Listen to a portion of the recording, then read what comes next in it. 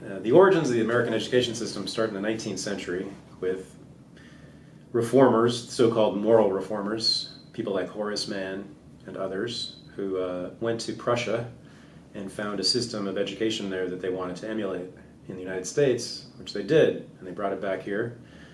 And they established the modern public schooling system and the idea of a modern industrial capitalist curriculum. And they explicitly stated at the time, these reformers who established the schools in the 1830s and 1840s and 1850s, they said at the time that what we need is to create citizens with these schools, which meant people who knew how to work under industrial capitalism in a factory, and soldiers, people who were willing to fight and die for the country.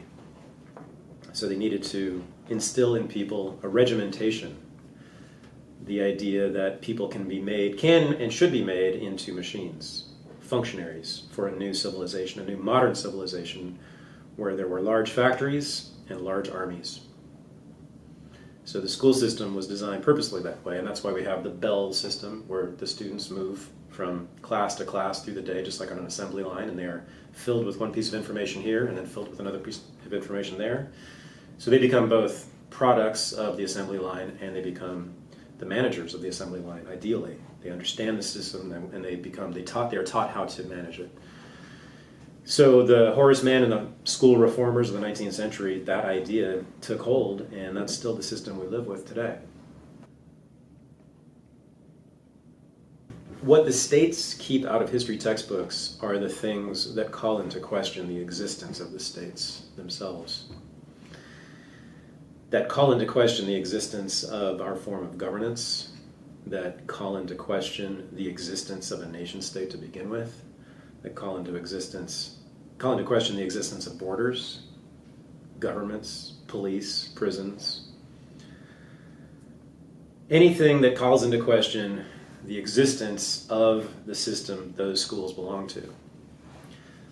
Why would a public school ever allow in the curriculum something that questions the existence of the state, of the government, of public schooling, of schools, of placing children into boxes all day, every day, and keeping them policed by people who are called teachers but who are really prison guards?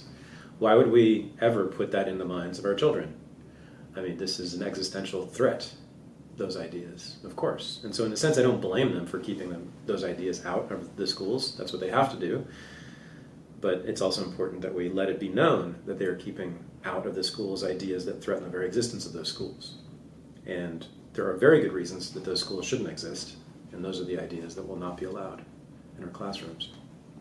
So California is never going to call into question the existence of the state of California, or the nation state generally, or borders, or nations, right? So any, what you might call anarchist question is going to be kept out of the schools, right? Any radical question, any question that calls into question the existence of the thing itself. If you're in a corporation, you're not going to allow people to be talking endlessly about whether the corporation should exist. If you're the head of the Boy Scouts, you're not going to call into question the Boy Scouts within your meetings, right? If you're a member of a church, you don't talk about whether God exists inside the church, right? Otherwise, there's no point in having the thing. So of course, a government's not going to allow in its own schools people to call into question the existence of the schools or the government. And so that's what's kept out of the textbooks. Why do we need a state? Why do we need the United States? Why do we need to have one state covering 350 million people, from the Atlantic Ocean to the Pacific Ocean, from the Mexico border to the Canada border? It's a giant place with all sorts of people, disparate people, diverse landscapes, diverse climates, diverse everything. Why should that all be under one nation state called the United States of America? That's a bizarre construct to anyone who would be from another planet or even another country, yet we take it for granted. No one ever calls that into question in the history textbooks. Why not? I mean, that seems like a totally valid, reasonable question. Why should the United States exist? Right? I mean, but that's like asking whether God exists in the church.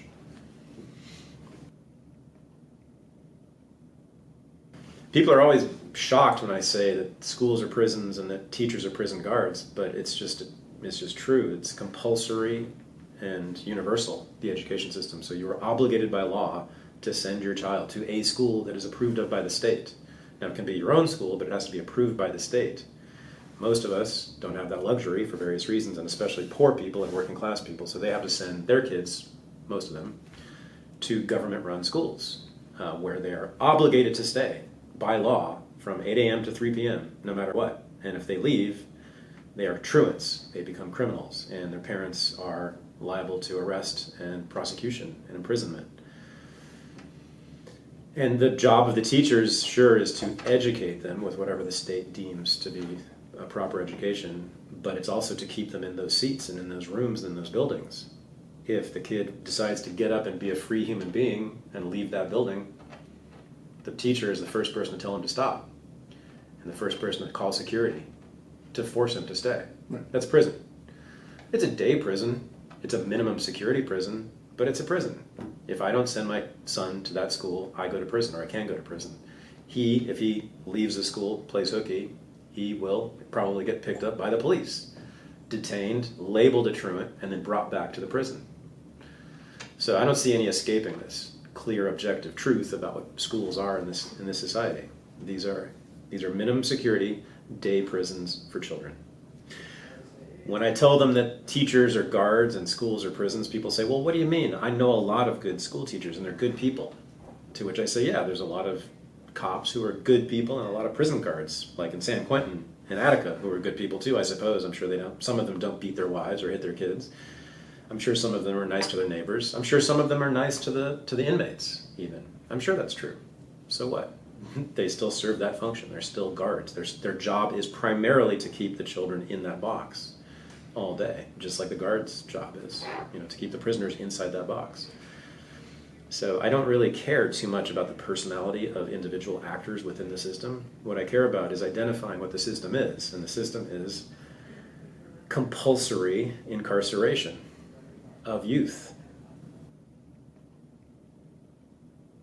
I mean, historically in this country, we've operated, at least since the revolution, under the idea that it's either a republic or a democracy, meaning a government basically by the people, of the people, for the people.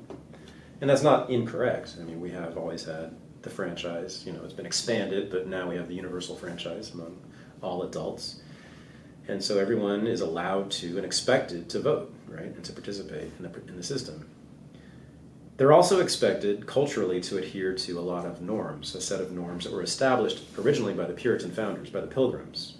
Norms which include the Puritan work ethic, the idea that work in itself is good no matter what you get for it. Americans have had that inside of us since the founding.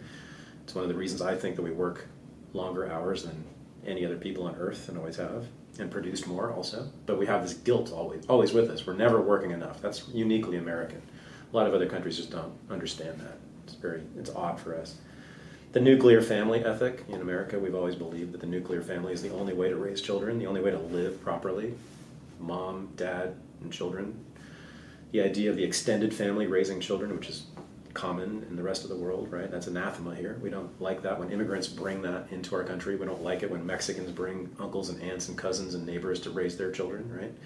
Or the Jews earlier, the Italians earlier. And all immigrant groups pretty much have done that. We've never liked it. We've threatened them with expulsion or restriction of their immigration when they've done that.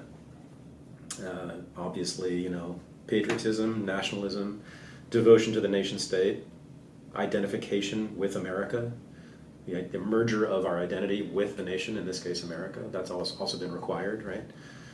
We have to salute the flag, respect the offices of the government, respect the office of the president, we respect Congress, respect the buildings they're housed in, respect the Declaration of Independence, the national myths, the national ethos.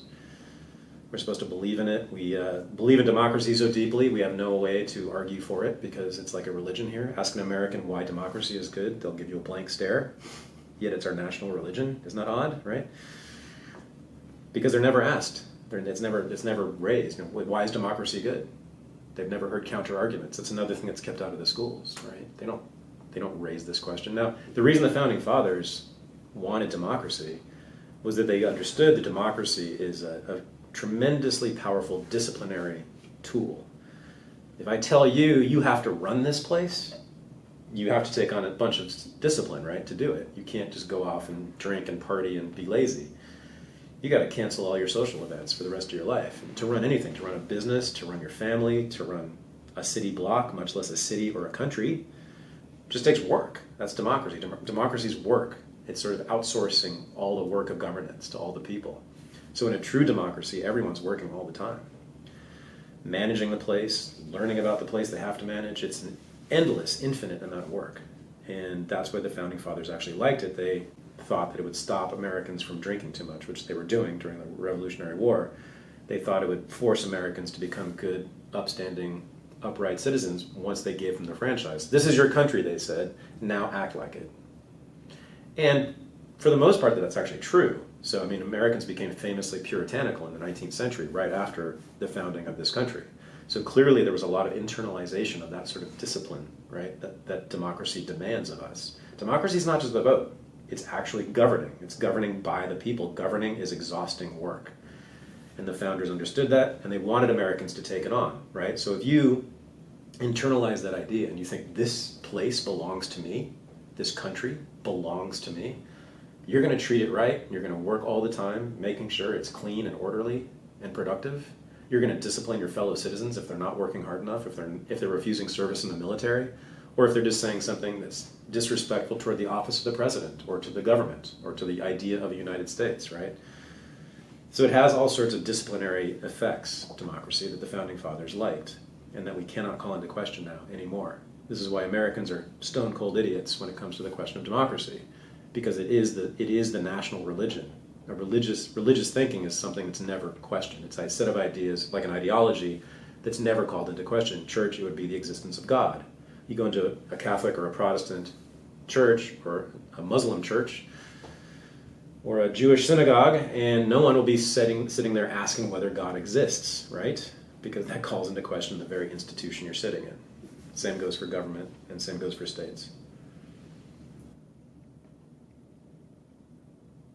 So Woodrow Wilson's administration in the 1910s really, I would say, made the United States a modern nation state in various ways. So the income tax was established under Wilson, during that era anyway, and much of the infrastructure of the United States politically was established or cohered under Wilson. The modern surveillance state was established under Wilson, and then the warfare state, most importantly. So World War I happens, Wilson pushes the United States, after some reluctance, into that war, which is, anyone who studied it knows, historians are basically in a consensus now, it was a worthless killing field over, fought for basically land in Europe, the control of Europe by the various powers, and it ended up in essentially a stalemate after the deaths of millions of people, including hundreds of thousands of Americans. And that required a mass mobilization, and you'll see that many American thinkers, foreign policy makers in the 20th century, saw the First World War as their model. And many of them fought and served, volunteered in World War I. Many of them went on to become major figures in the cabinets of Franklin Roosevelt, and even their descendants in the cabinets of John F. Kennedy and Lyndon Baines Johnson and Richard Nixon. And they all look back to World War I as this great moment when the entire country, and this is what they would say, the entire country was regimented under the flag to fight. That's what you need. If you're going to fight in a war abroad especially, you have to have tremendous discipline and order and homogeneity. It also gave rise to prohibition, because the argument was we can't have people drinking the way they are and fight a war simultaneously. It also led to the closing of all the brothels in all the cities, where previously prostitutes, it was illegal, but they were basically allowed to ply their trade free of prosecution. That changed with World War II. There was a huge crackdown on sex work. There was a huge crackdown on sexual deviancy. This was the first time that gays were paid attention to by the state, and it was negatively. There were roundups of gay men in New York. Gay men were hanging out in the streets where the soldiers were, right? As were prostitutes, as were people selling drugs and alcohol. So there was a massive vice crackdown during World War I by the state. And that sort of set the template for much of the 20th century, for the war on drugs, for prohibition, for laws against sex work, and all the rest of it. The censorship that we know now, we've known for a century, really began in earnest in World War I under Wilson's administration. Also the idea of the United States as having a God-given mission to uplift the world and to remake the world in its own image. Wilson was a famous evangelist Christian, and this idea was not new, every American president sort of had some iteration of this idea, but it really was coherent for him, and he really made it the American mission very publicly, very clearly and explicitly. We were told by God, we were made by God, Americans, with the purpose of uplifting our brothers. So universities and colleges in this country were for the elite until the 1960s. Until the 1960s, pretty much no working class or poor people went to colleges and universities. In 1965, Lyndon Baines Johnson, the great liberal president, passed an Education Act, which included the student loan program, the federal student loan program. It also said in the act that any college that did not meet the criteria established by the Department of Education would not receive any federal funding, including student loans, including grants, which every college and university pretty much takes now. And so that meant that to become accredited, you had to play by the rules established by the federal government to get funding. So virtually every college and university today takes some sort of federal funding and also complies with the rules established by the Department of Education. You can't get accredited, in other words, unless you do what the Washington, D.C. says you should do. So it's a monopoly that has been created and enforced by the feds since 1965. To establish an alternative college or university, you can do that, but you won't be accredited. So there will be the accreditation agencies won't pay attention to you. You can't put it on your resume as anything, and you can't sort of use the credits at other schools, right? So it's a monopoly, and they've been living off of that for decades. So the relationship between the state and the academy is not just close; it is co-constitutive. The universities of today wouldn't exist as they do if the state hadn't given, when I say the state, I mean the federal government, if the federal government hadn't given them monopoly status according to their accreditation system. So I was a professor, college professor, regular college professor at universities and colleges for about 25 years. And I loved teaching, I loved research, I loved writing, I loved the students, I loved everything about it except for academia and the colleges and the universities themselves. I didn't like the administration, I didn't like other academics, I didn't like the culture of the place, I didn't like the idea that people were supposed to be called Professor so-and-so, the hierarchy. I didn't like the fact that it was very quiet, that people didn't really talk much except in classrooms. And in classrooms, they tended to talk within a particular box, right? The discourse, the Overton window, is pretty narrow in academia. Almost everyone agrees on the big questions. There's very few people who are not within sort of standard left liberal discourse. So I didn't like it for that reason. I felt like everybody was very scared all the time of saying the wrong thing, which can get you fired or ostracized or shamed or expelled. Didn't like that. I find it to be a fundamentally anti-intellectual environment, which is ironic because, of course, universities are at least ostensibly devoted to thinking and the quest for truth through inquiry. But no, there's a tremendous uniformity. There's very little actual debate that goes on. As I said, almost everyone agrees. We know this from surveys.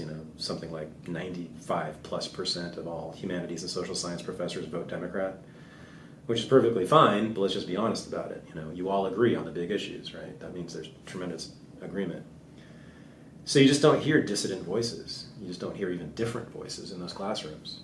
I hated that.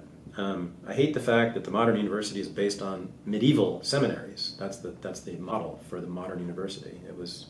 The seminary was intended to train priests, and the modern university is also intended to train priests. There's an ideology, a worldview. There's accepted dogma in both the church and in universities in our current culture that are supposed to be handed down. They have to be handed down. This particular civilization, this particular culture is going to continue, right?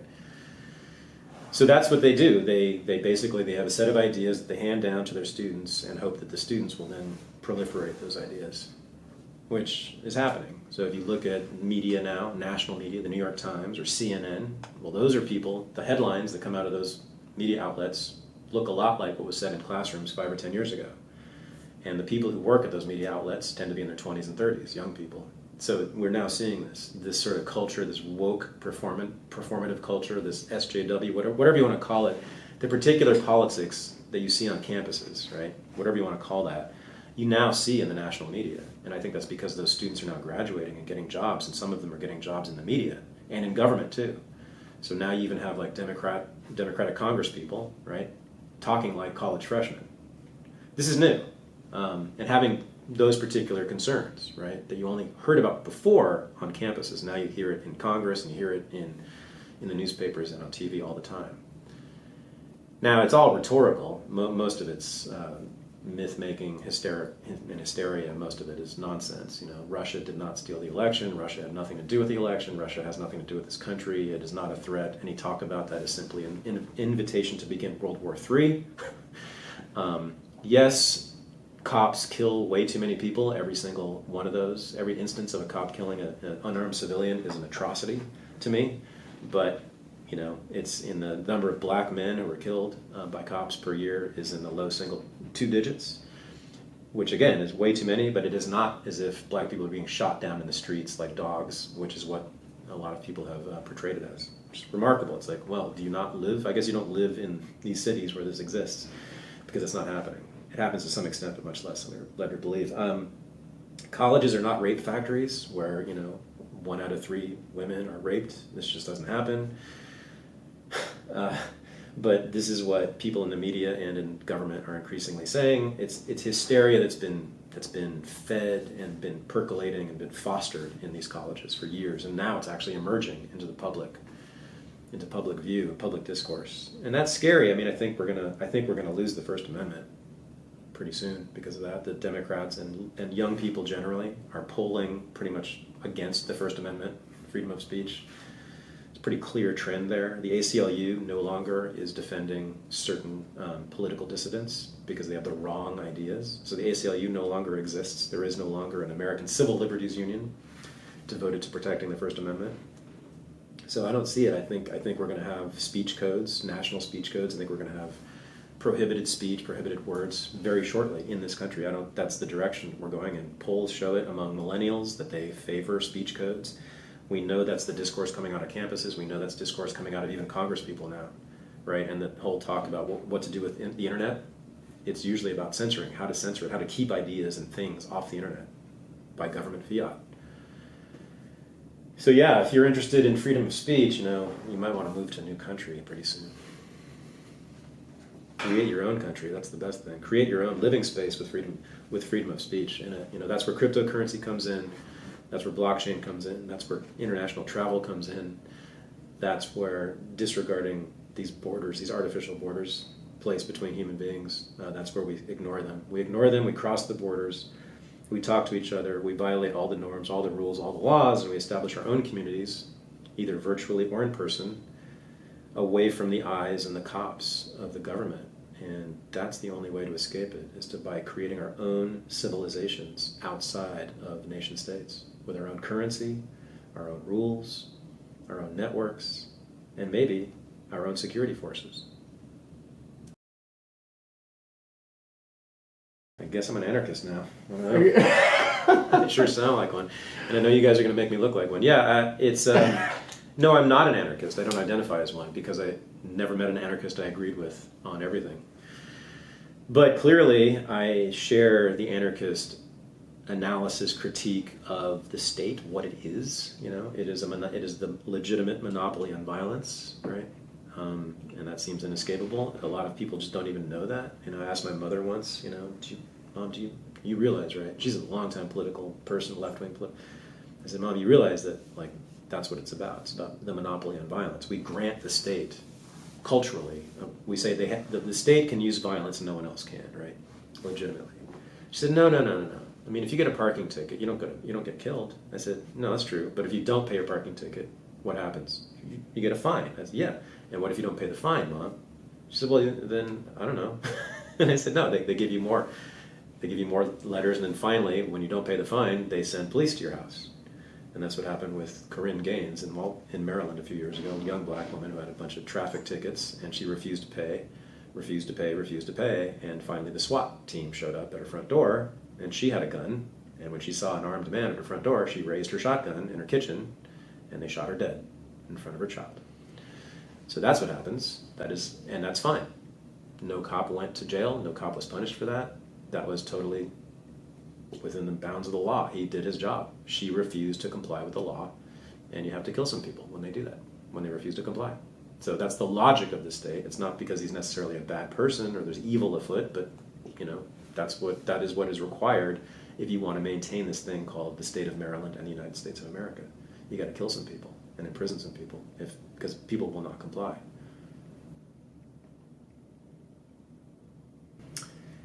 If you're interested in individual liberty and personal freedom, I would say the most important thing is learning yourself, learning what you want. I think some people don't want freedom. Some people don't want personal liberty. Some people want to be told what to do. Some people want to be regimented. Some people want to be cogs in a machine or work in a cubicle for a boss or be a member of an army.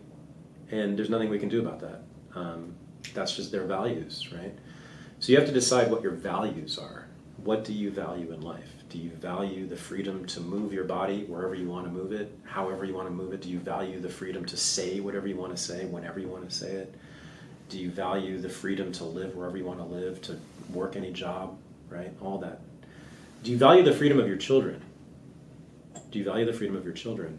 If you do, then don't send them to those state schools. Don't force them to go to a box and sit there all day, learning things that they don't want to learn. It's probably useless for them. So think about yourself, look inward. And if you do want freedom, if you do want that kind of freedom, then we have a politics to prescribe for you. Then it's just a question of strategy. It's about how to evade the man. And there's all sorts of ways to evade the man. But if you don't want freedom, then that's fine. You'll just be on the other side of the barricades when the revolution comes. And that's all there is to it. I mean, you need to find out who the enemies will be. They could be perfectly nice people. But if they don't believe in freedom, they don't believe in freedom of speech, they think that children should be put into boxes all day long, at some point down the road, unfortunately, no matter how nice they are, no matter how close I am to them, their people are going to be shooting at my people. That's the way politics works.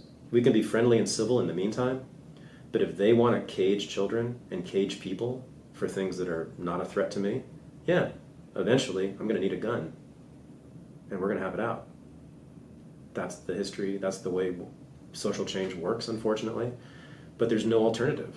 If they stick to that, and I can't say they're wrong or morally wrong, that's their value. I just have very different values. And if we're going to live in the same place, and they're going to insist on imposing their values on me, we're going to have a fight. There's this really interesting thing that happened also, like with Hollywood, I noticed. John Hughes, very famous director, did a bunch of famous movies in the 1980s when I was coming of age.